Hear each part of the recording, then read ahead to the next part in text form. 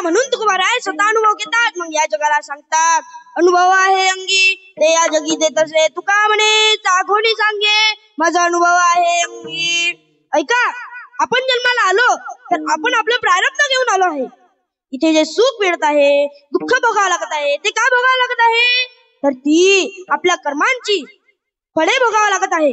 आणि आपल्याला जर आपण इथे जे पापकर्म करत आहोत तेही भोगावंच लागणार आहे. आणि आपल्याला जर दुःख भोगायचं नसेल, सुख भोगावं वाटत असेल, त्यासाठी साधू संतांनी काही साधने सांगितली. ज्याला दुःख भोगायचं वाटत नसेल त्यासाठी साधू संतांनी नामस्मरण ही सर्वात सोपी साधना आहे आणि फलश्रुत आहे. नामस्मरण हे श्रेष्ठ साधन आहे. मग बाकीची साधनं नाही का? आहे. अभंगाच्या शेवटी तुकोबारांनी सांगितलं सोपे आहे सर्वाहुनी. सर्वाहुनी म्हणजे काय तर हे साधन सोपे आहे का? हो आहे. बाकीची कठीण आहे म्हणून हे सोपं आहे. ऐका, या कलियुगात अवघीच साधने कलीला जवी कीर्तने. ऐका, या कलियुगात जर महत्वाचं साधन जर काही असेल तर ते भगवंत आहे आणि भगवंताचे नाव आहे. करा रे बापानो साधन करी,